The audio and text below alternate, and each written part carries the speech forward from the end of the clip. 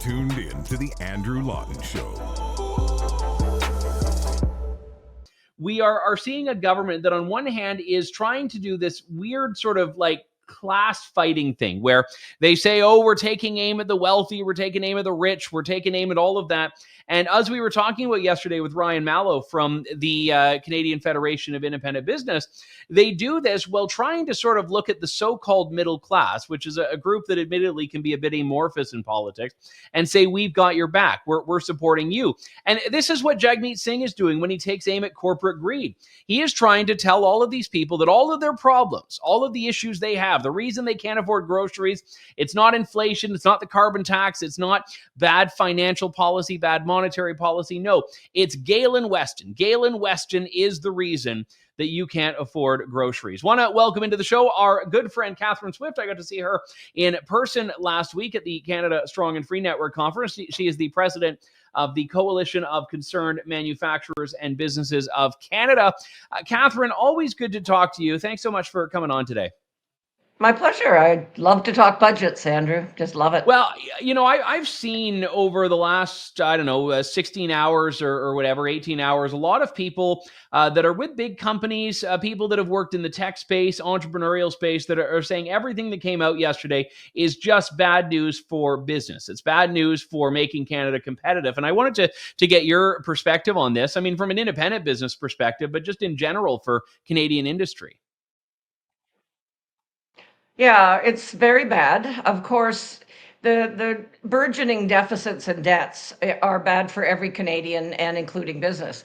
So the fact they presented this as somehow a good budget for young people, I couldn't figure that one out, because the young people are going to be paying these massive deficits. And the fact that we now have our debt service is $54 billion just to pay interest on the debt. It is taking away from any productive services in our economy. So that's one aspect. This capital gains, bumping capital gains. I mean, to me, 50% is pretty rich to start with. Bumping that to 2/3 is unconscionable. And of course, business, everybody's saying, oh, it'll only affect the rich and so on and so forth. Oh, no, no, no. It'll certainly affect business, investments on the part of business, assets that may have. They easily can meet that $250,000 threshold. Anybody who has businesses that have a business premise, perhaps, or a few business premises, and they want to reorganize that, they're going to be facing charges there. We see anyone that has a second residence, for that matter, a cottage, say, or whatever, which a lot of very middle class people do, and plan to leave it to their kids. Well, now their kids are going to get dinged with a whole bunch more. And the overall, the funny thing is, Freeland acknowledged our productivity problem a little while ago. Mind you, it's the 800-pound gorilla in the room. It's pretty hard not to acknowledge it. But what she has done in this budget is only going to worsen our productivity issue. And maybe people think that's some sort of theoretical economic concept, but our productivity is our standard of living. And we know our standard of living has been stagnant ever since this Trudeau government's been in power. And what's the most important thing to enhance productivity is investment. Investment has already fled Canada because our government we can't get anything built. We can't get anything done. We have building permits that go on for 10, you don't get something for 10 years. It's utterly ridiculous.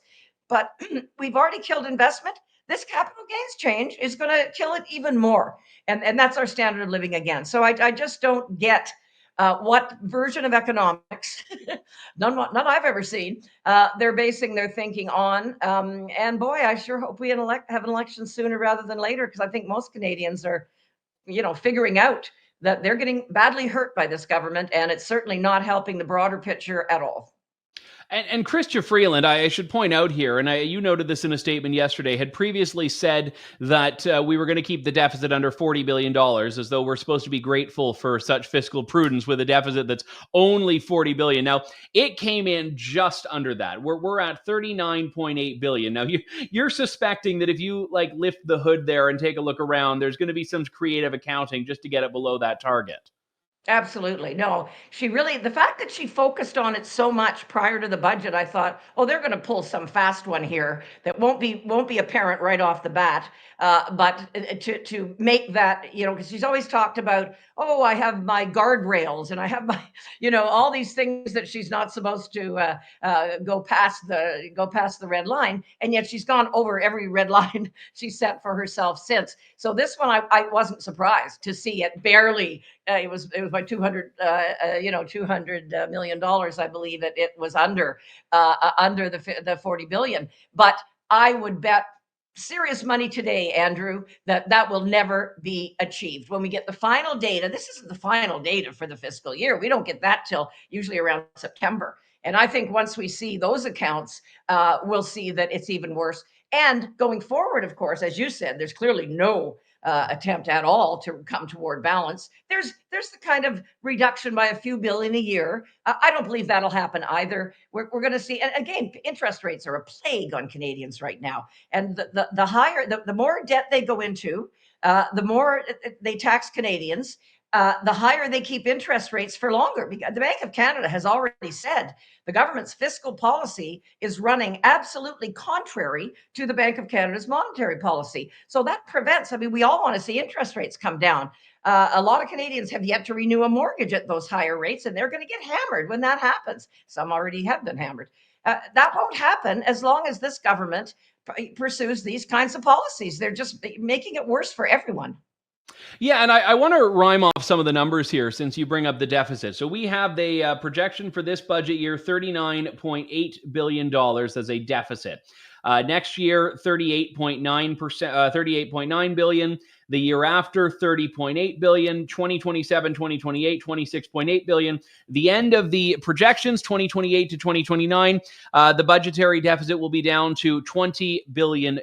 So no plan to balance the budget. And if you go at that rate, it would probably take another decade to get there.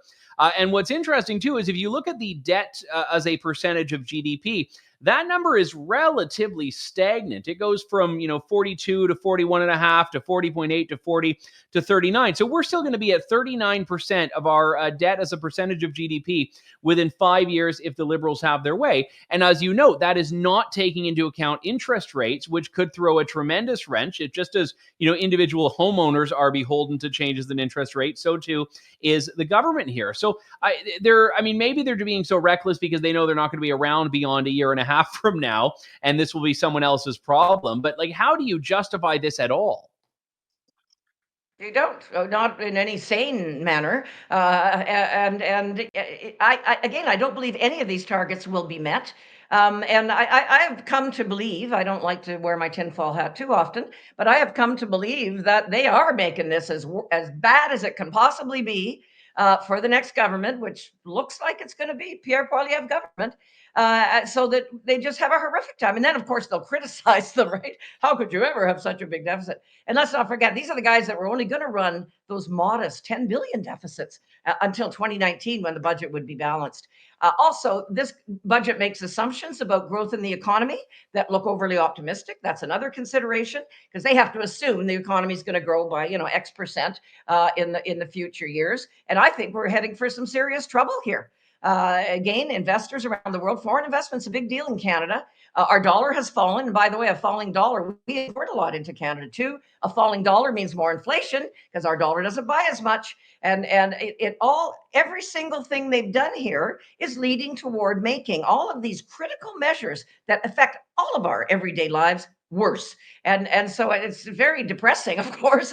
But I wonder how they can really, I wonder how they can justify it in their own minds, how they can look in the mirror at themselves with damage they're doing. But what seems to be interesting is they seem to be thinking maybe they almost act as if they haven't been in government for the last 8.5 years. And Trudeau saying, "Oh, geez, we got an awful lot of immigration. What could have happened there?" And Freeland, commenting on, "Oh, darn, we got all this, debt interest we have to pay. Shucks, who did that?" And we get all this. I wonder if it's that new. There was supposedly a new communications guy hired in the PMO back last year, and I wonder if this is the new strategy. Sort of pretend they didn't do any of this in the last 8.5 years. If so, I don't think Canadians are going to be fooled. Yeah, very well said on that. They do tend to just be very surprised that they've been at the helm for the last 8 years, and things just happen. It's Stephen Harper's fault. I think they're still blaming Arthur Meehan for the budgetary deficit, probably. Catherine Swift, always good to talk to you. You are doing great work over there, standing up for business and industry in Canada, and we appreciate it. Thank you, Andrew. Thanks for listening to The Andrew Lawton Show. Support the program by donating to True North at www.tnc.news.